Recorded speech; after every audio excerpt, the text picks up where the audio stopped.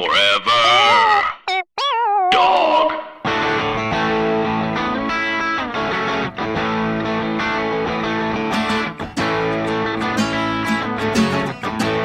I used to think that this was my town. What a stupid thing to think.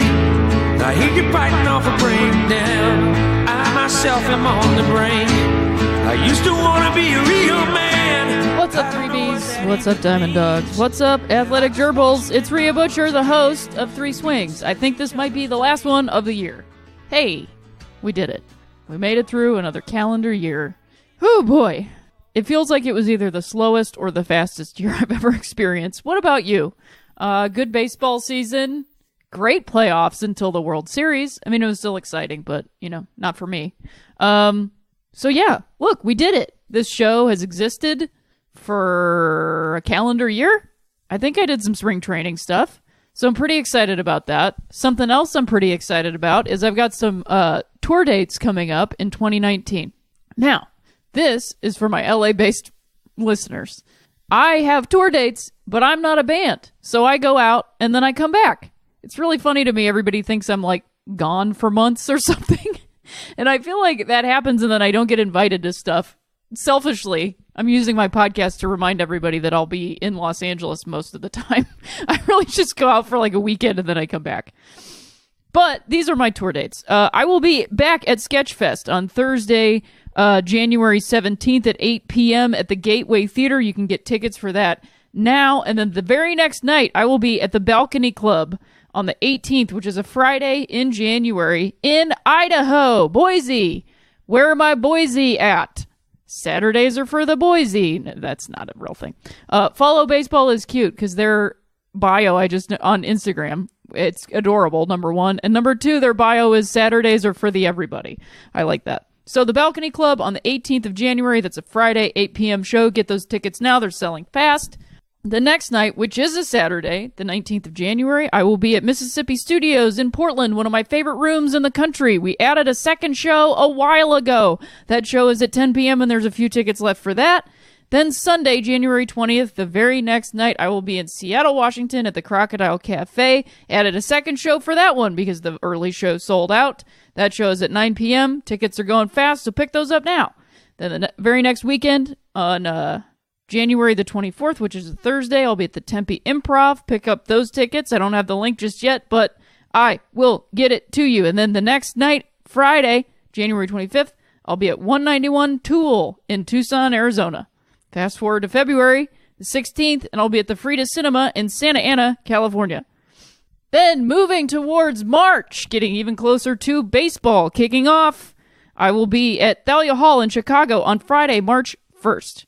The next night, I'll be in New York City. That's right, New York City at the Gramercy Theater at 8 p.m. on Saturday, March 2nd. Tickets to both those shows are available now. And the following weekend, I will be doing a weekend in Burlington, Vermont. My first time in Vermont. I've driven through it, but I've only really played New Hampshire. So that's going to be fun. Going to eat a lot of ice cream and stuff. Probably be really cold. And I'll bring my Birkenstocks. But those shows are Thursday through Saturday. And the ticket link will be available within the next month or so. And then starting Tuesday the 19th through the 23rd, I will be in Fort Worth, Texas at the Amphibian Stage. And tickets will be available in a couple months.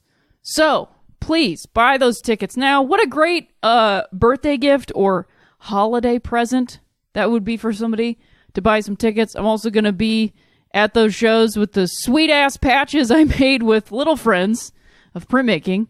They're my favorites. I really love their work. You may have seen it in definitely episode 1 of Take My Wife. There's a poster behind my head at my desk that they made when they were visiting artists at my alma mater, Myers School of Art at the University of Akron. Wonderful folks. They helped me make this patch. I would love to make t-shirts and stuff like that, but it is impossible for me to travel with them, unfortunately. It just doesn't make any sense whatsoever. So I can't make t-shirts, but maybe I will and put them online or something if everybody wants to buy them. I love making t-shirts. I also want to make some pennants and stuff. It's tough, It's tough. So anyway, that's what's going on with me. Haven't really been any big trades. Andrew McCutchen went to the Phillies, so he's back in the Keystone State. I'm curious how he feels about that, but I think that's a good pickup. They definitely need that veteran leadership there. They need somebody that's been around. And it seems like, Rhys Hoskins is going to be back at first base, which I like because I think he just needs that for his brain. I feel like when you play the position that makes you feel the most comfortable, you hit better. That's how I feel about it. Someone who plays recreation league baseball. Who else? Some pitching stuff has happened, some moves here and there, but nothing really. I don't really get into this. I've said this many times. I don't really care about the money, all that stuff. It does seem like the Dodgers are making a play for Bryce Harper, but I think he's going to go back to the Nats. I mean, they have a killer rotation, and I think they're picking up Dallas Keuchel also. And that would be nuts. And if that's true, then they have Scherzer, Strasburg, they'd have Keuchel and Corbin. And who am I forgetting? Somebody else that you're screaming from your cubicle or your house while you're wrapping presents. Killer rotation. That's a big, big rotation. Plus, they have decent bats already. What's his name? The third baseman. Anthony. I can't think of his last name. Whatever. I'm tired. Hey, we're winding down the year, and this is all I got. So, anyway, I got it together. I got up this morning. It's a Sunday. I told myself, you got up kind of early on a Sunday, 8:30. That was sleeping in for me.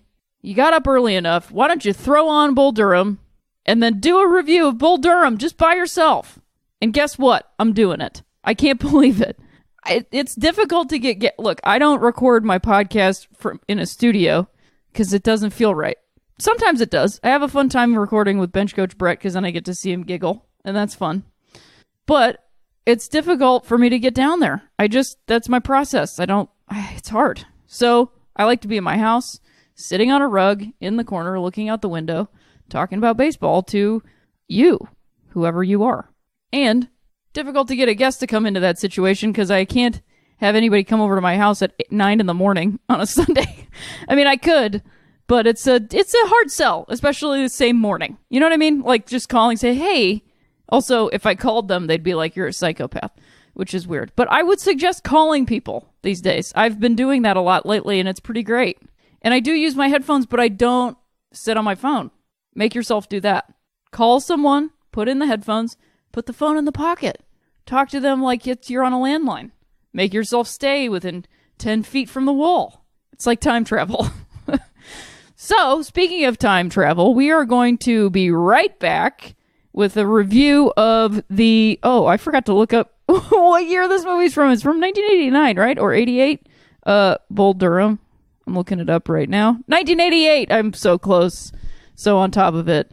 Speaking of time travel, we will be right back after these messages with my review/chat about one of, if not my favorite, baseball/sports movie of all time, 1988's Bull Durham. So I've been looking for just some very simple clothes, easy to get, well made, and guess what? Everlane has those exact clothes. Because why would you buy a t-shirt for $50 if you knew it only cost $7 to make? I sure wouldn't. And with Everlane, you never overpay for quality clothes, like I said. And I got something I've been looking for a long time from Everlane. I got a black denim jacket that actually fits. Everlane only makes premium essentials, like a black denim jacket, using the finest materials without traditional markups. And they tell you their real cost, so you know you're never overpaying. Everlane wants you to know what you're paying for and why. They are radically transparent about every step in their process, from the materials they use to the ethical factories they work with. And because Everlane sells directly to you, their prices are 30 to 50% lower than traditional retailers. Everlane's clothes look better, cost less, and last longer. I even got a duffel bag from them, and it is killer. Essentials like their Cotton Crew t-shirt are exactly what they should be. Simple, stylish, and made from quality materials. I really like their Oxford shirt. Real big fan of that. Fits in the sleeves, fits in the collar, and I got 2 buffalo check flannels, and I love the colors and the way they fit.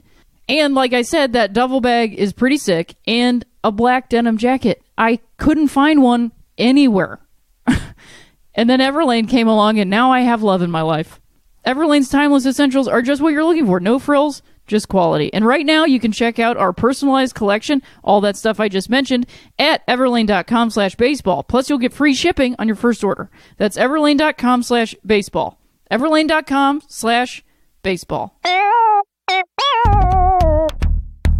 I travel a lot for work. My work is essentially travel. I go all over the country to do stand-up.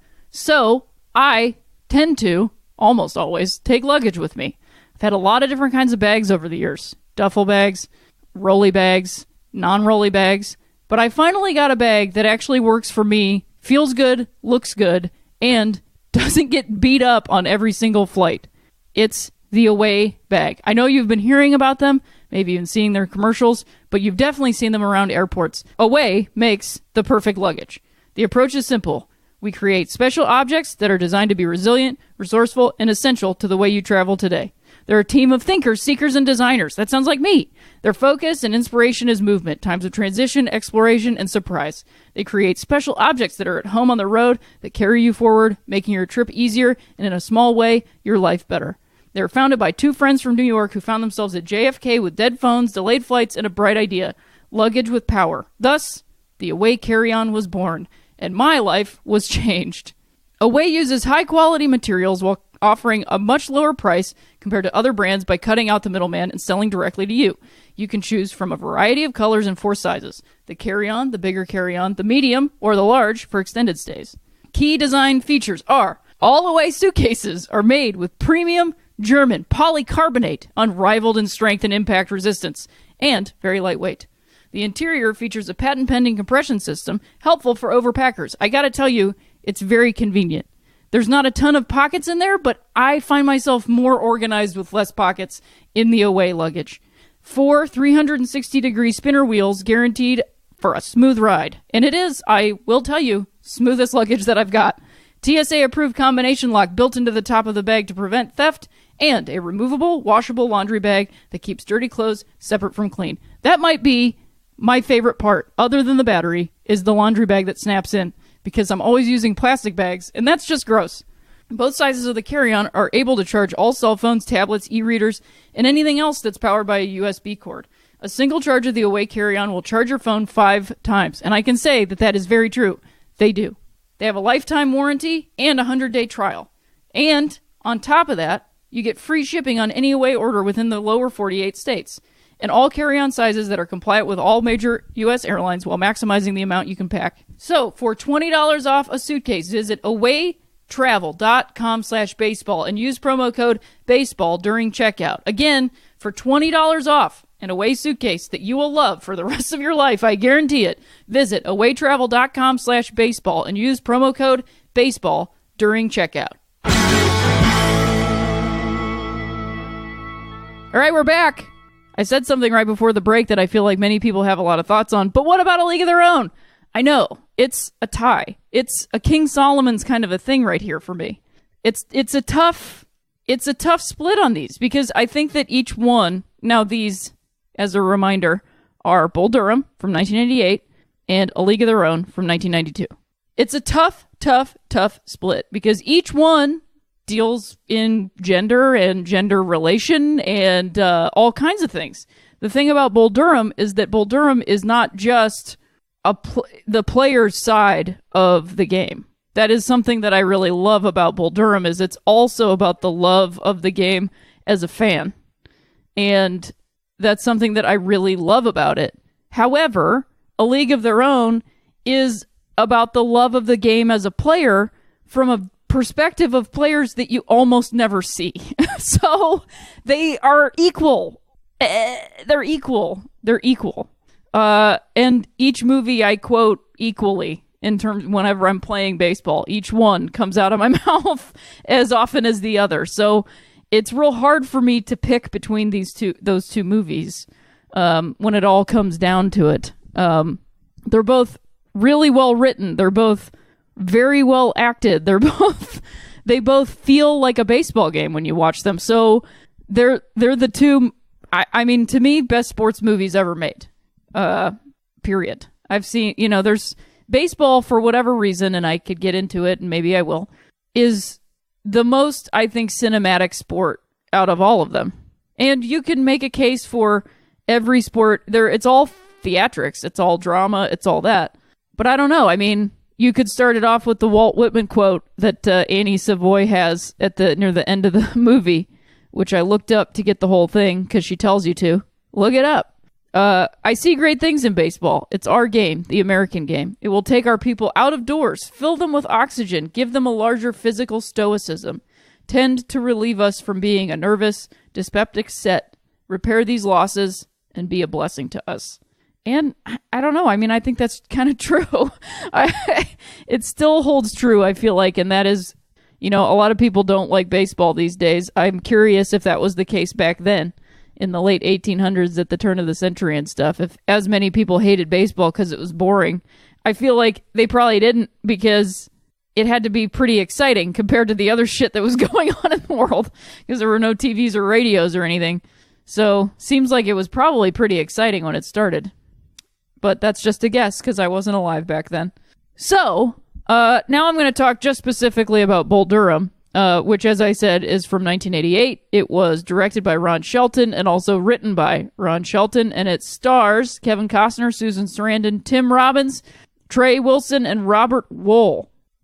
And this is the movie that Susan Sarandon and Tim Robbins met on, and you can kind of see their sort of like on-screen sparks within their own relationship. Some scenes feel like it's Tim and Susan, and some scenes feel like it's Nuke and Annie, and it's kind of interesting for that reason. But yes, it's also one of those movies, and I've talked about this a lot. Like, I was on Julian McCullough and his fiance's, whose name is escaping me right this second. Damn it. I was on Soft Spot, and we talked about Back to the Future, and I mentioned that it was a movie that sort of grows with you. And I recently rewatched Back to the Future, and I have something really sad to report. I don't like it as much. I don't know what's happening. I guess I'm getting older or something, but like, I still have a huge appreciation for it. And I think a lot of it was, I watched it a lot with my mom, and it was like a bonding thing. And I can quote the entire movie, and the cinematography of it is great. But like, I really just can't get down with the way Lorraine is. She's not a person. George and Marty get to be people. Even Doc gets to be a person. But the women in the movie don't really get to be people. They're just kind of like cardboard cutouts. But anyway, okay. That's how I feel about it. Anyway, these movies, they like grow with you.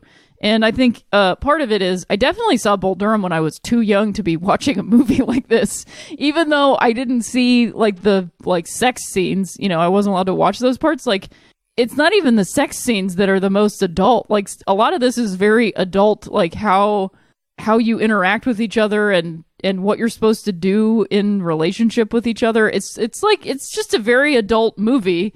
And when I was a kid, I remember, I only really cared about the baseball stuff. And I used to think that the ending was like this huge bummer, because I was a kid and I was basically Nuke watching this movie, just going like, oh, what a bummer. And now when I watch it, I have a completely different perspective on it. Obviously, because I'm like, I don't know, probably older than Crash and Annie are supposed to be in this movie, which is kind of crazy, or kind of wild to think about, that I'm supposed to be older than that, which I think is probably true. I don't know. It's gotta be, right? 36? That's about the retirement age in baseball. Like, now you're going to yell at me and be like, there's a lot of players that are older than that. But yeah, but also, like, people don't really play baseball past 34. It's kind of where you start, especially catchers. So I really do think, the beginning, there are so many monologues. Crash, you do love your speeches. There are so many monologues in this movie, and something that I also noticed this time watching it again, there's so many Chekhov's guns basically in this movie, where like somebody says like, well, at the beginning Annie asks Crash to dance and he says, I don't dance, and then she asks him to dance later and he says yes, and then they have sex. Also, she tells Nuke to take his socks off, and then when Crash comes to her house and they hook up finally, he's wearing his socks almost the whole time. So like, there's all these, I never noticed that before, I didn't because I wasn't ever watching the movie to review it. So kind of fun to watch it with a critical eye like that and catch all those, like, they're not really Easter eggs, but it reminds me of baseball in that way, where something you do in the first inning comes back to haunt you or bless you in the ninth inning. And maybe that's what Shelton was trying to do there. But I love her opening speech at the beginning about the Church of Baseball, metaphysics to theology. She prefers that. And that in baseball, you just got to relax and concentrate. Plus the 108 stitches and the 108 beads in the rosary. And then that, of course, relates back to the most exciting World Series win of a long time, which is the Chicago Cubs winning the World Series for the first time in 108 years, 10-8, and the 108 coming back up again. And I took a bunch of notes about all kinds of things, but the feeling of this movie is baseball. And something else I noticed is they clearly had to shoot this movie in winter, because there are many, like, day scenes where you can see breath coming out of their mouths, and that must have sucked real bad, because, like, there's some scenes where they have, like, sweat sprayed on them, and oof, boy, that must have been real cold. I mean, it comes out of the gate talking about baseball in such specific baseball terms that Annie teaches these guys to be confident, and that lasts a lifetime, and they make her feel safe and pretty, and that only lasts 142 games, and it sounds like a bad trade, but that's baseball. It's full of a bunch of bad trades. I mean, come on. That's like, and Susan Sarandon just sells being a baseball fan so well. Her hitting in the batting cages isn't great, but she was making contact, I think, on all of those. She doesn't really keep her head in, but whatever. Speaking of that batting cage scene, when Kevin Costner turns around and hits that one-handed, I mean, come on. I think that's why we haven't had any good baseball movies in a long time, because there's no Kevin Costner anymore. He just is the best baseball actor that's ever lived, I think. He gets it. I think I've mentioned this before, so forgive me if I'm repeating myself, but it was recently the 25th anniversary of Field of Dreams, which is also a baseball movie that when I was a kid, I was like, this movie's boring. And then I watched it as an adult and I was just tears.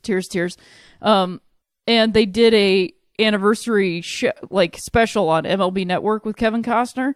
And it was a really compelling watch. Like the way he talked about filmmaking and how it's changed as like a producer, and that they had to get the final closing shot of Field of Dreams in, they had one chance to get it. And so they were both like so worried about dropping the ball when they were playing catch. Like stuff like that was really cool. Robert Wool is amazing in this movie. Tim Robbins is doing amazing stuff. Susan Sarandon is doing amazing shit. It starts out with Tim Robbins is having sex with Millie in the locker room. And I just want to point out, he definitely has his cleats on. And I'm pretty sure you'd be wearing metal cleats, and that would be very difficult to keep your balance on a concrete floor like that. So a little bit of continuity there that I don't totally believe.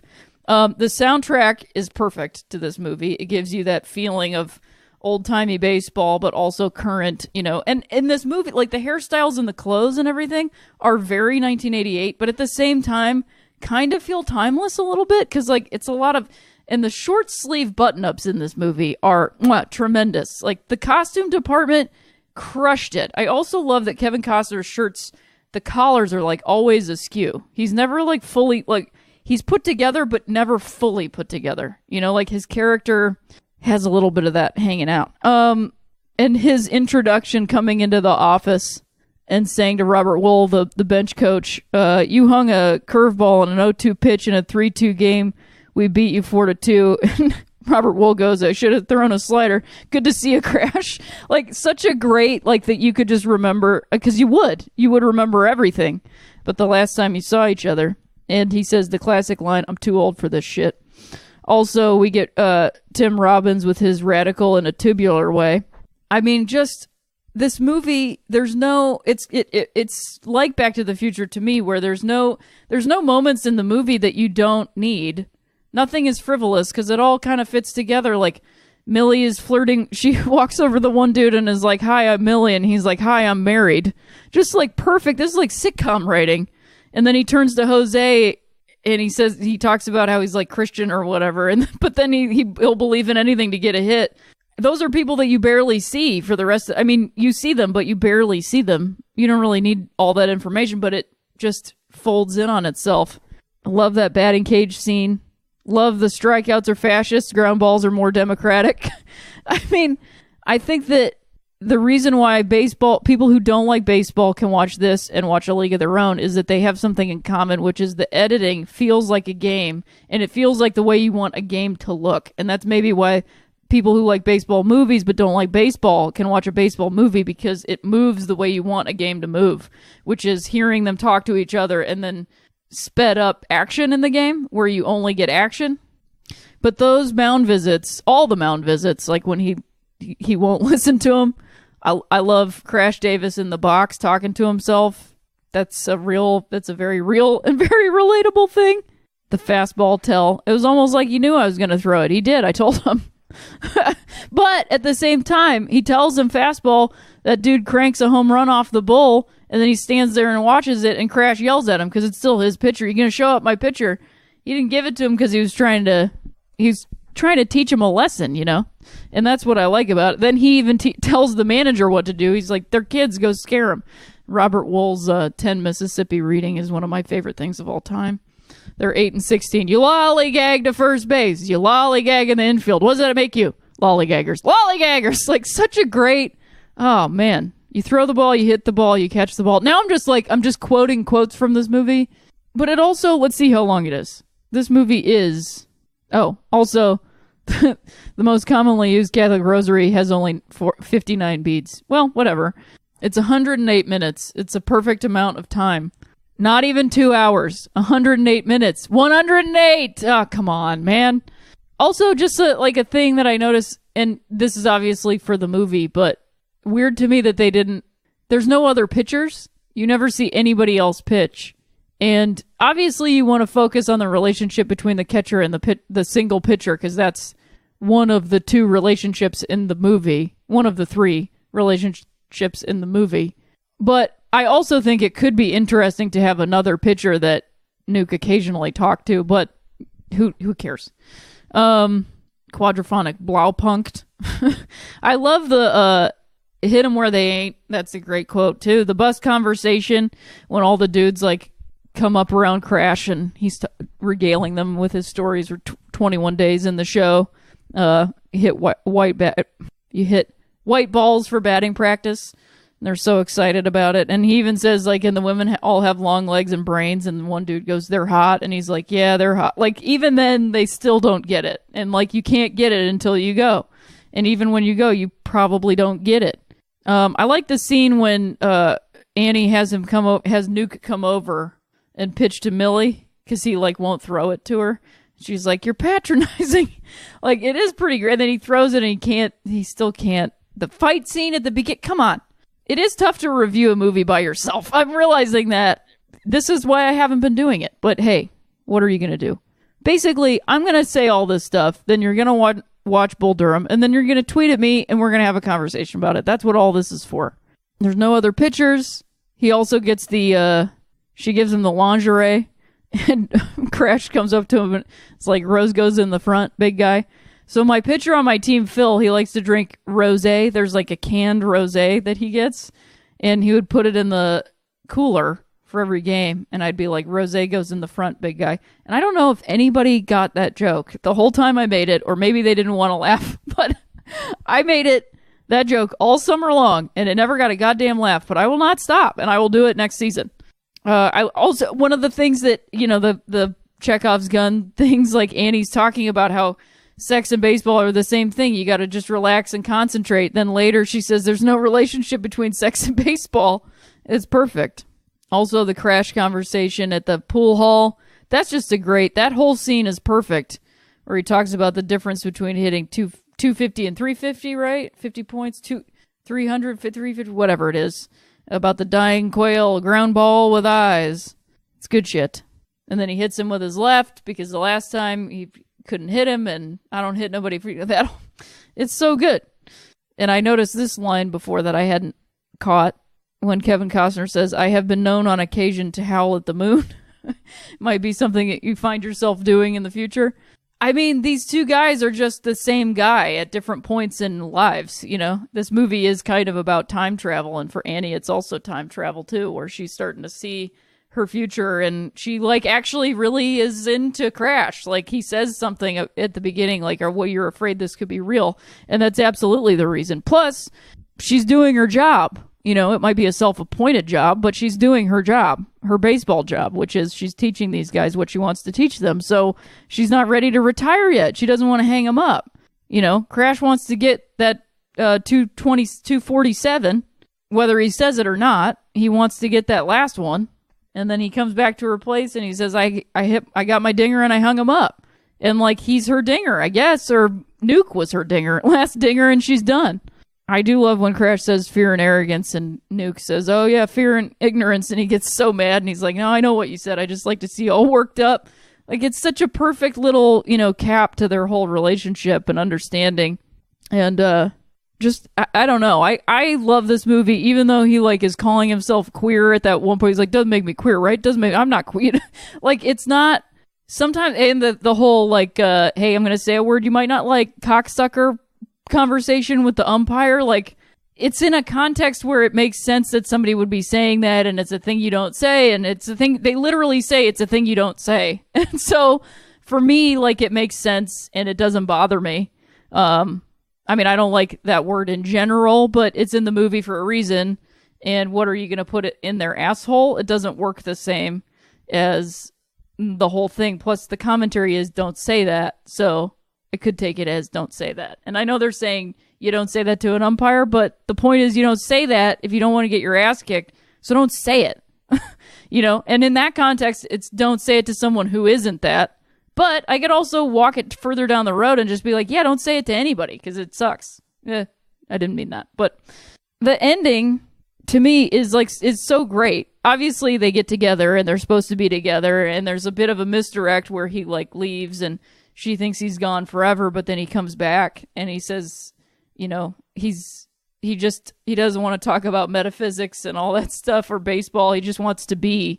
And I think that's such a great moment. And when I was younger, I used to, because it's intercut with Nuke in the old Atlanta stadium and him saying all his dumb cliches and still not understanding it, still not really getting it, but, you know, just doing what he was told to do. And maybe not taking it for granted a little bit, but with his, like, $5 haircut, that, like, what's more important in life, you know? What is the more important thing? Or what should anything be more important than just being? I don't think so.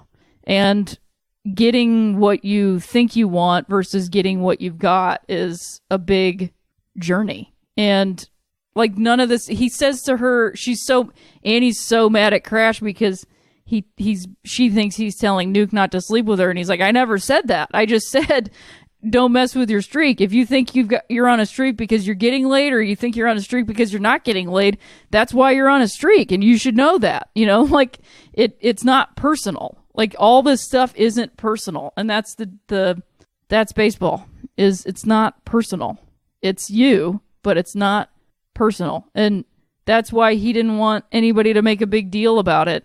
And that he just wanted to be a flower that blossomed and nobody saw it. But not nobody saw it, because Annie knows. Somebody knows, you know? And does it matter if everybody knows or if one person knows? And that one person could be you. I don't know.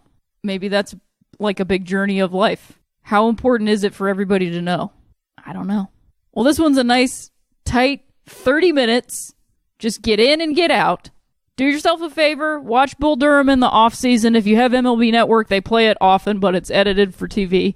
So I highly recommend watching it. I watched it on Blu-ray. It looked pretty good. I wouldn't say that it's like some crazy restore or anything like that. But I do really like the movie a lot. It clips along super fast. At 108 minutes, it doesn't even feel that long. It really is like watching a baseball game, which is nice. So yeah, that's Bull Durham. 1 out of 2 of my absolute favorite sports movies of all time. I did it. I did a movie review. I also wanted to mention that I got myself a Christmas present, an early one, from Hardcore Hammers. And I highly recommend getting yourself one of their hatchets for many reasons. One, everybody should have a hatchet. You should have a hatchet. should throw it in your car when you're going on a trip. You should have it. It's a good thing to have around. And you should learn how to swing a hatchet properly. It's just like baseball. And it's a great life skill. And it'll make you feel good. And number 2, B, I'm doing my best Buzz impression. Buzz McAllister impression. B, it's made in the U.S. and it's very high quality. And it's only $60. And it doubles as a hammer.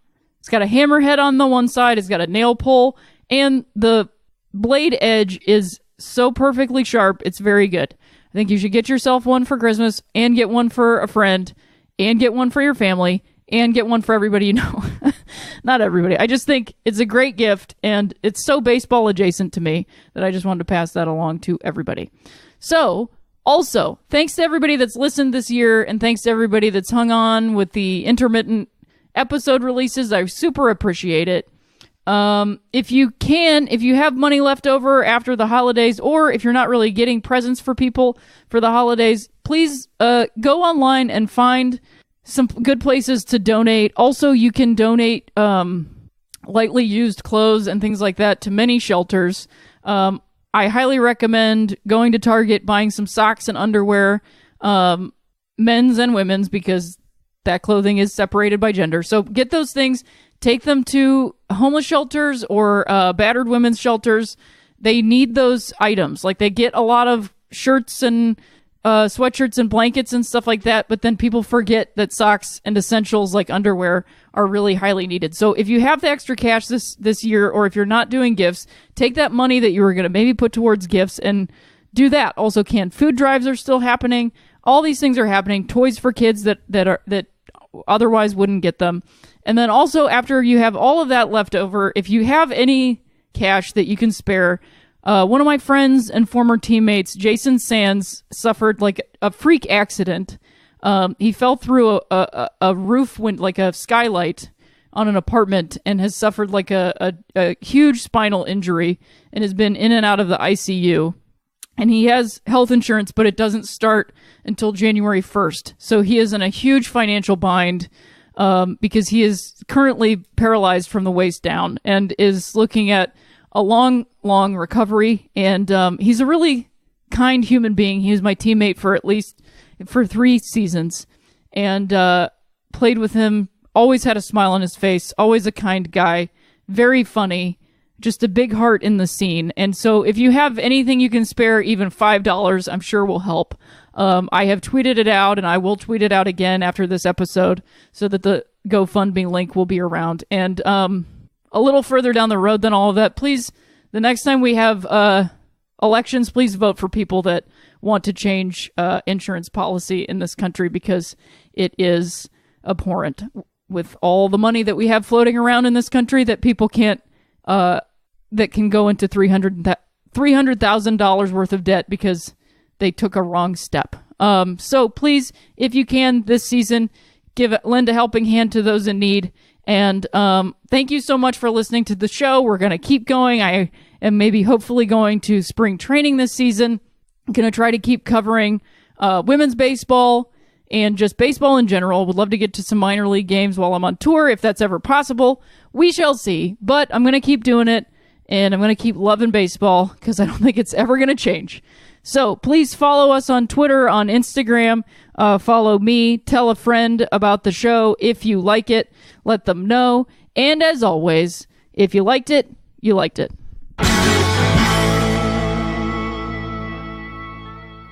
Forever Dog.